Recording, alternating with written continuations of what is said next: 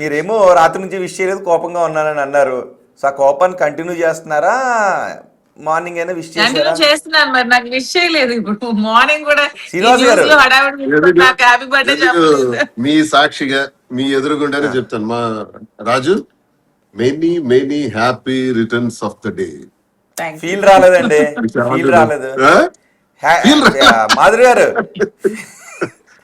ఓకేనా, నాకు లేకపోతే ఏదో వచ్చింది. ఆర్టిఫిషియల్ గా చెప్పినట్టుగా ఉందా?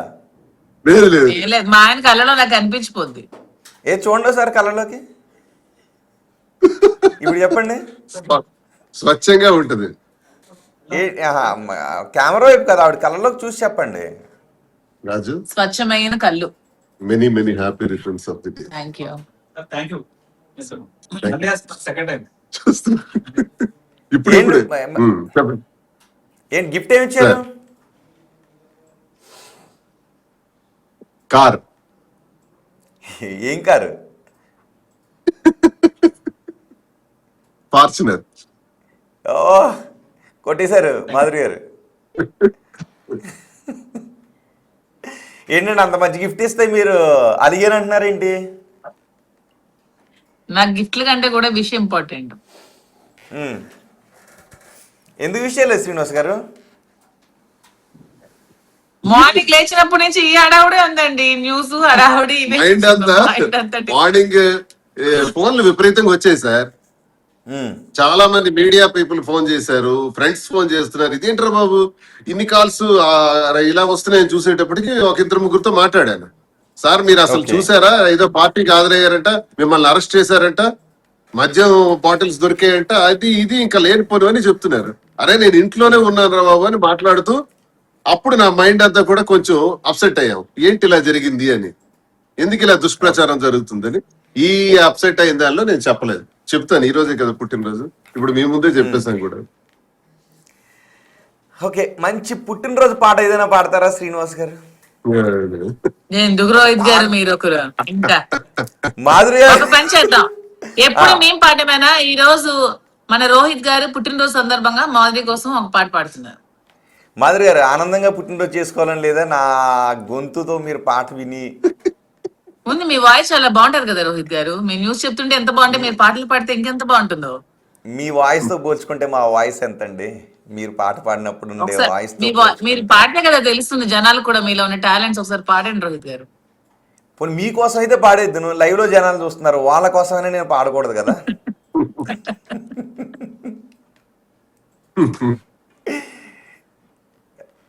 మాధురి గారు, ఆయన చెప్పండి బర్త్డే రోహిత్ గారు. విషెస్ చెప్పారు కదా, ఆయన బర్త్డే విషెస్ ని మీరు ఎలా స్వీకరిస్తున్నారో ఒక పాట రూపంలో చెప్పగలుగుతారా? అస్సలు వాయిస్ బాగాలేదు రోహిత్ గారు. చాలా బాగుందండి. మామూలుగా బాగాలేనప్పుడే ఎలా ఉంది అంటే ఇంకా బాగున్నప్పుడు ఇంకెలా ఉంటుందో ఒకసారి పాడండి. ఏం కాదు, అవునవును రోహిత్ గారు, అస్సలు లేదు పాటలు పాడను, ఒక పాట పాడండి. అస్సలు పాడను. శ్రీనివాస్ గారు డిసైడ్ అయిపోయారా పాడకూడదని? ఎస్, డిసైడ్ అయిపోయాను. ఇంకోటి, మీరు పాటతో ఇంకా మామూలుగానే మీరు ఫేమస్ అయ్యారు, పాటతో ఇంకా ఫేమస్ అయ్యారు, తెలుసు కదా మీకు ఆ విషయం? చాలండి ఫేమస్ చాలు. ఇంకా మాదిరిగా కూర్చుంటే అరెస్ట్, నిలబడితే అరెస్ట్, చేసిన అరెస్ట్, ఇంకా చాలా ఇంకేం ఫేమస్ అవుతాను ఇంక ఈ ప్రపంచంలో. మధ్య ఫేమస్ డోంట్ హ్యావ్ బ్రెయిన్.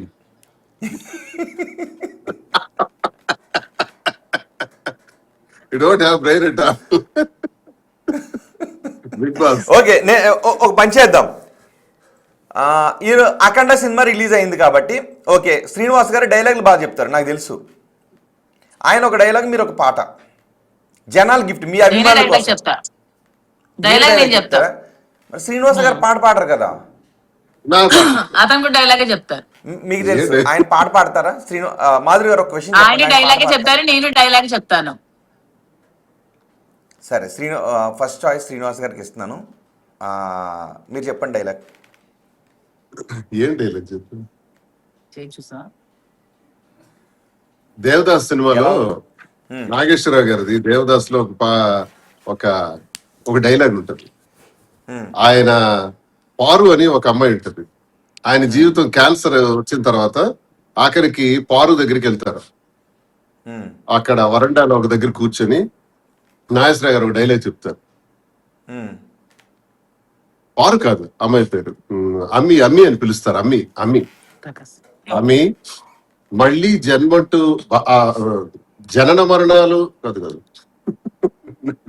నాశనం అయ్యింది. పాపపుణ్యాలు విచారించే ఆ భగవంతుడు ఉన్నాడో లేదో తెలిసి మళ్ళీ జన్మంటూ ఉంటూ నిన్నే పెళ్ళాడు సార్ అని నాగేశ్వర గారు దేవదాస్ సినిమాలో ఉంటాయి.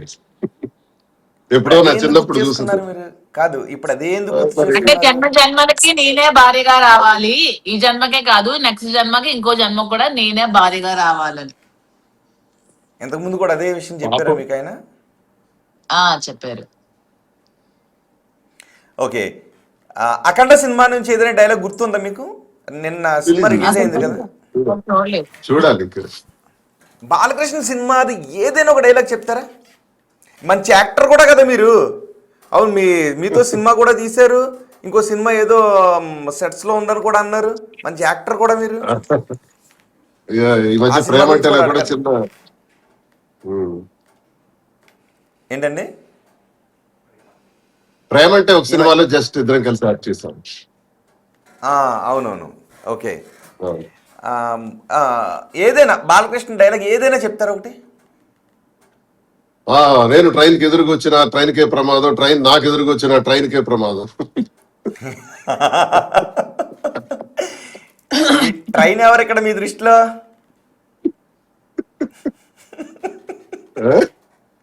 ట్రైన్ ఎవరు ఇక్కడ మీరు? శత్రువులు. ఎవడు ఎదురొస్తే వాడు. ఎవడెదురు రావాలనుకుంటే ఆ డైలాగ్ నాకు ఇష్టం కూడా. అవునా? తొక్కుకుంటూ పోవడమే. మంచి పవర్ఫుల్ డైలాగ్ అది. సింబాలిక్ గా ట్రైన్ Okay. పెట్టారు కానీ ట్రైన్ అంత శక్తివంతుడు ఎవరొచ్చినా చాలు వాడికే ప్రమాదం అని బాలయ్య బాబు చెప్పారు. అదే, అవునవును, అందుకే పవర్ఫుల్ డైలాగ్ అంటుంటారు. ఓకే మాధురి గారు, ఇప్పుడు మీ వంతు.